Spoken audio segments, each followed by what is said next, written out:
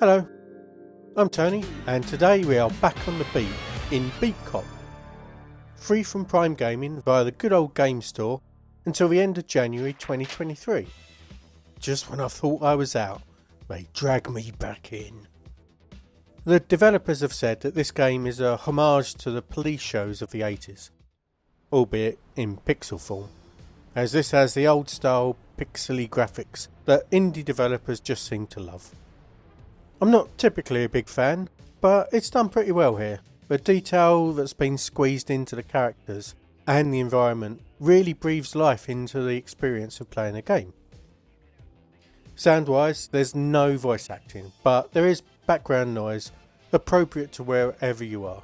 For example, you get close to someone playing their boombox, old 80s reference there, and you can hear their music, which fades as you walk away. You can hear the buzz of the streets as you patrol along. It's done pretty well. There's also 80s style TV music during sections of the game as well. And it all adds up to the atmosphere I think the developers were trying to create. Though for some people that didn't watch the 80s TV shows, it might not resonate quite as well. The gameplay revolves around you as a cop that has been framed for a murder at the local centre's house. And you've been busted down from detective to beat cop, which feels pretty lenient to me. I mean, if he's really thought that he's a murderer, how is he not in prison? Anyway, he's not. So you're Officer Kelly and you're assigned a new beat, which is a single street with two rival criminal enterprises, the Mafia and the Crew.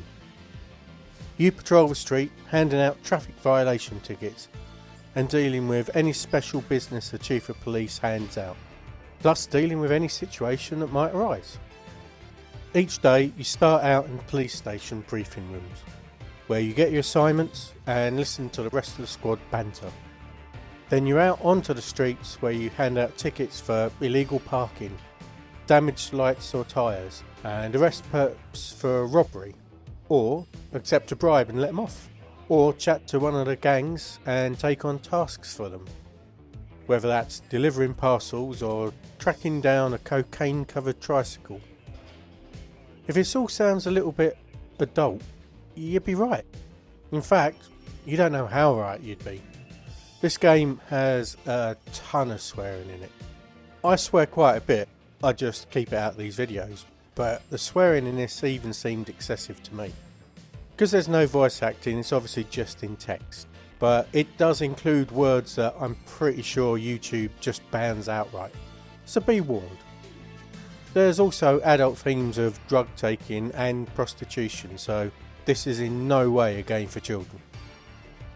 Doing jobs for either gang gets you paid and improves your reputation with them, but decreases your reputation with the other gang and with the police force. Arrest the gang members for their various crimes and you lose rep with them, though gain it with the police. I've played for about 4 hours, I'm on day 7 or 8 I think, and so far I've not noticed any negative effects from getting a low rep with a faction, because I've tended not to do too much for either group. Failing to fill your quota of tickets and you'll lose rep with the police and get some of your pay withheld. This does matter because you always have demands on your finances. You've got alimony to pay every 3 days, and it's tough to meet that if you stay completely honest. I'm not even sure if it's possible. Writing tickets and accepting bribes is also a good way to double your pay for a day and take the pressure off, unless there's internal affairs cops watching out for corruption on your beat. There are always several scripted events every day which provide a good boost to some of your reps, provided you're in the right general area. If there's a robbery at the other end of the street, you're not going to get there. Even though you can run by double clicking, you do have a stamina bar that runs out quicker and quicker as the day goes on, unless you grab a bite to eat. It can be annoying, but you always have the option to restart the day if you want to do better.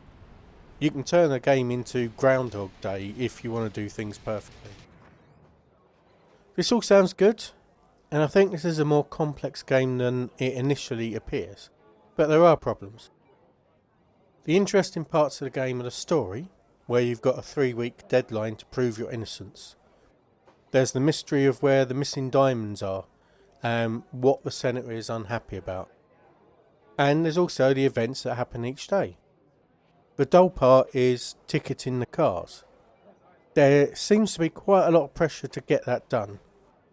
And the actual searching of the cars takes quite a long time, where you're just waiting. But the interesting stuff often felt like it was intruding on what I was trying to do, which feels like the wrong way round, in my mind. I don't want to do the dull bits, because they're, boring. Inspecting the cars felt like a chore, which I'm sure it would be if I was a cop, but I'm not, I'm a me, and I didn't want to do it.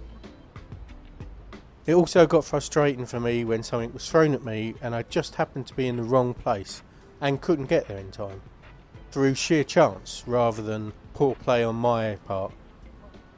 And sometimes prompted a restarted day for me, because I don't really like failing things just because of sheer chance. The game often felt like it was interrupting what I was trying to do, and taking that feeling of control away from me didn't feel great. It felt like an issue that just didn't need to be there if the game was designed a little bit differently. And it was reinforced by minor gripes like not being able to enter a building because a passerby said a standard line of dialogue that doesn't really add anything to the game. And the text box covered the door for a couple of seconds, so I couldn't click on it. This happens more often than you'd expect and can get in the way of movement in general. It's just an unnecessary issue that should have been ironed out, as should a few issues with right-clicking cars to bring up the action menu and it just not working. All the while, time's ticking away. As with the Chicken Police game I just reviewed, the humour here also didn't hit for me. It's been described as a dark comedy. While there are some elements that kinda worked, what happens when you fumigate a local diner was pretty good. It mostly just consists of a lot of swearing and crude remarks, which don't add up to comedy for me. It's obviously subjective, but be aware that the punchline for a lot of jokes is for someone to tell someone else to F off. If you like that kind of humour, there's plenty of it here though. I did think some of the language used was, let's say, a bit outdated. I know this is set in the 80s, but some of the derogatory terms for people would have been offensive to people back then, let alone now. I don't know if the developers are young enough that they aren't even aware of the connotations of some of the words they were using, but some of the racial slurs were not great. This game was not for me. I didn't enjoy the humour, nor the outdated language, i.e. racism, and found it a frustrating game to play. Apparently I don't like chaotic games that take the feeling of control away from me, of what was happening with my character. My character often reacted in a way that I wouldn't have done had I the choice.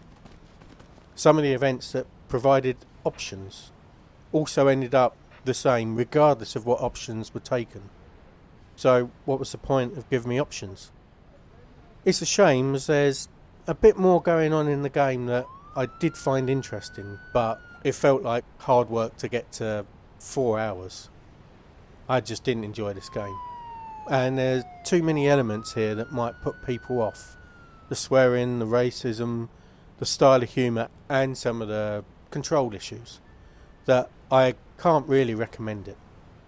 If you enjoy chaotic games and aren't put off by what I've said, there is an alright game buried here, but for me it wasn't worth digging up.